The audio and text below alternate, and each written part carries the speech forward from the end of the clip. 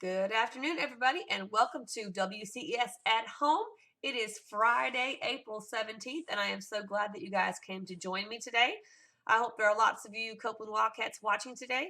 I've got some cool activities to show you guys today. I made a little short PowerPoint just to show you some ideas. We were talking in a meeting today with some of the teachers and staff, and we were trying to decide, think about things that you guys could do to kind of mix it up a little bit. Now, some of the things that I'm going to discuss today, I've actually already mentioned in past shows, but you might get some new ideas or refreshed ideas on some activities to do today. Just a couple of reminders. I know I've said it a couple of times this week, but because it is a pretty big change, I want to go ahead and repeat it just in case anybody missed it. The mealtime pickups for Richmond County have changed. If you guys are picking up your meals, you can do it on Monday, Wednesday, and Friday between 11 and 1 to pick up your breakfast and lunch packages for the next couple of days, okay?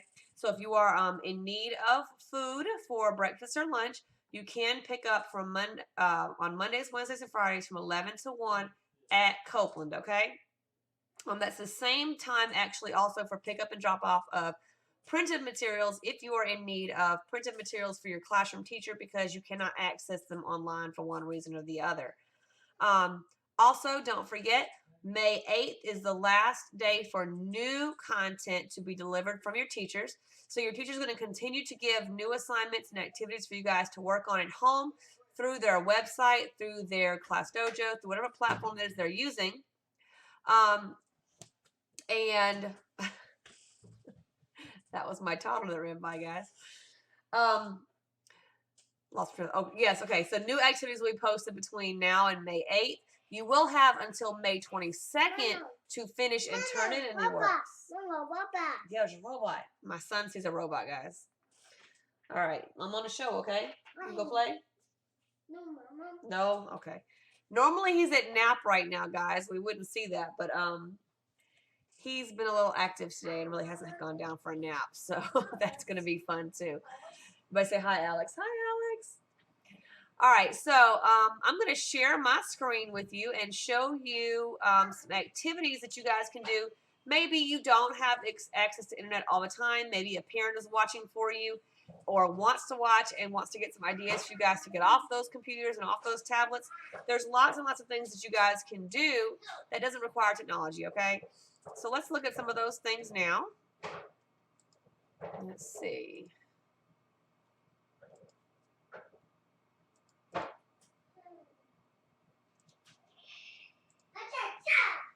All right, so what are some things that you guys can do without Alex, shh, without being on the internet? Let's see. Well, you can make a book. I showed you my book that I made a couple of weeks ago, actually. I shared the book that I wrote and illustrated with you guys, and I challenge you to do that as well. That is always a great idea for something you can do. You can exercise your creativity, maybe write a new story, maybe recreate a story that you know and write it with different characters or different settings, or maybe you can write a how-to book. Teach someone how to do something that you know how to do. Or write a book about something that you love. Do you love dinosaurs? Teach someone about dinosaurs by writing a book about dinosaurs. So write a book, illustrate the book, and find a creative way to bind it together. Did you know that some books are sewn together with string? Some books are glued together. Some books are stapled together. So there are many different ways to create your book, and I encourage you to use your creativity to think about how you can create a book. So that's one activity you can do. Okay, something else you can do. You can make something. I suggest this one, we call it the Recyclables Challenge. Well, you can even go beyond that. You can use recyclable material like cereal boxes or toilet paper tubes, or you can also look for old books in your house that maybe are missing a few pages. You can use those pages and those books to make things with. If you guys were at Copeland last year, you saw that Miss Shoemaker made her book fairy skirt out of old books. I used old book pages, and I rolled them up and strung them together, and I had me a cute little book tutu. So there's lots of things that you can do with old books, old materials that might be trash, but they could be turned into something new. Maybe you have some clothes that don't fit anymore, some scrap leftover cloth material for something else. You can put your sewing skills together and try to create something new with that old material. Maybe ask mom or grandma if she wants to make a quilt and learn how to make a quilt with old scrap materials. You got old pillowcases or sheets, maybe make some dress up clothes out of them and create and act out some kind of story, or use your old sheets to make a fort and pretend that you are in a faraway land or that you're exploring something. So there's always things to make with things around your house. Here's a spin on the writing a story. Write a play. Pick how many people are in your house right now. I bet they're all going stir crazy, right? Well, maybe there's 4 or 5 people in your house. You can write a play and give everybody a part in the play. Give them all a character to play and to be. And then have an evening show where you all get together in the living room or the kitchen and act it out. Everybody reads their own parts. You can even record it on your phone or tablet if you do have one and share it with family and friends online. Okay, so you can write a play. That sounds like something fun to do. All right, you can get artsy. This is kind of branching off of that make something idea. Do you got some paint lying around, or some markers, or some crayons, or some clay? Maybe some Play-Doh. You can make something, create some art, and then you can write about your art in your distance learning journal. Remember that distance learning journal I've been asking you guys to keep? I hope you're keeping up with your distance learning journal.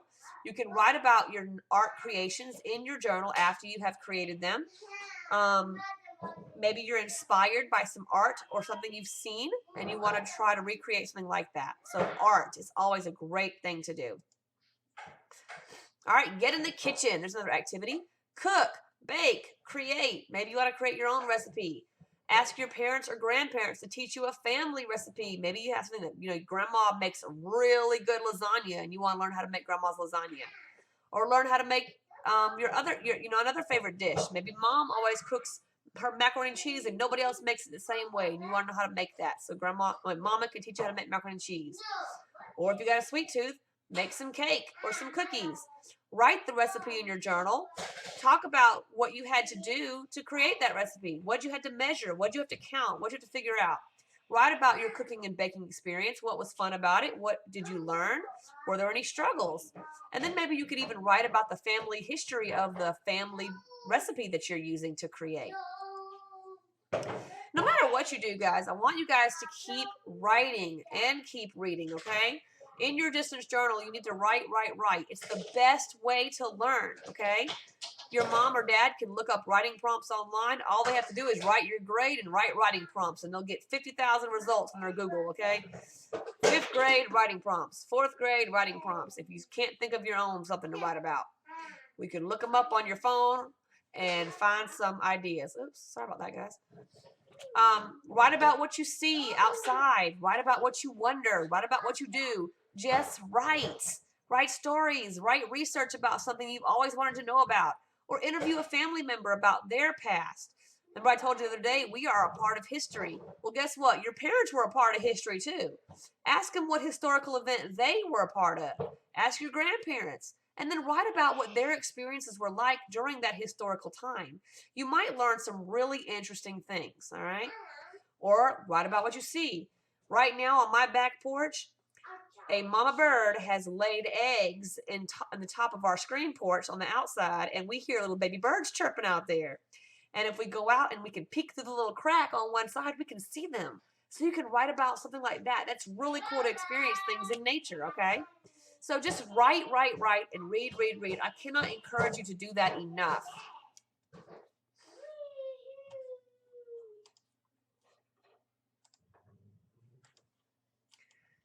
And boys and girls, writing isn't something that you stop just because the school year's over. Writing and reading, as you know, are the most important things that you can do, okay? Take it from your librarian, right? Read. Write. Write what other people have talked about. Read what other people have written. Share it with your friends and family. Write about what they know. Guys, I'm telling you, the best way to get better is to read and write. The more you do it, the more you know, and the better you get at it. And the only way to improve at writing is to write. All right? And when you read, that helps you improve your writing. Trust me what I'm telling you. But anyway, so those are some really good ideas of activities that you guys can do. Guys, there's tons of things that you can do. I'm working on a puzzle right now, too. That's a great critical thinking activity. Problem solving. Got to figure out where the pieces go. I'm almost halfway done with this puzzle, and it has 1,000 pieces. Hoping I don't lose any, because you know I got a toddler running around the house, right? And he likes to help me. So I'm hoping none of those pieces get lost. I have faith, though. He's not going to lose those pieces. But anyway, so there's lots of really cool things that you guys can do at home, whether it's on the internet or off the internet. If you do have internet, please remember that you should be trying to do those academic activities that you have access to, such as iReady, Education Galaxy, ABCYA. There's lots and lots of activities out there that you can do when you are plugged in. But remember, don't stay plugged in all day, and don't not do anything academic either. You want to continue working on your own education, because you are the guys that you are responsible for your own growth, guys. And I want to see you improve, and I want to see you grow. So do not give up on your education. Do not give up on yourselves. I believe in you, and I know that you're going to do great things. I miss you so much. I know I told you that already. I'm going to go ahead and end the show now, because Alex is in the background playing, and he's making a lot of noise. So it may have a hard time hearing me. I look forward to seeing you guys again on Monday at 2 o'clock. So please tune in to WCES at home on Tuesday. On Monday. Don't forget, you can email me at any time or comment on the discussion board at our distance learning webpage if you have any questions or need any assistance, okay? Have a wonderful weekend, boys and girls, and I'll see you later.